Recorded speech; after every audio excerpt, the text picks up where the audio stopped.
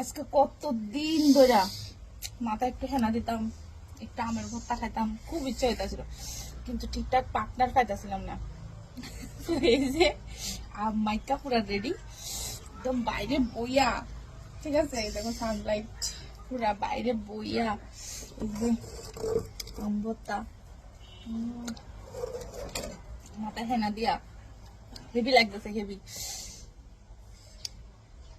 আম ভর্তা মানে মানে সেই ইমোশন মুখে দিয়া জ্বলাই পড়তেছে, কথা কথা পারতেছি না, কতটা দিন ধরে ইচ্ছা করতেছিল। সাথে তেঁতুল সঙ্গে দেখি থাকো লেবু পাতা, হেভি হেভি।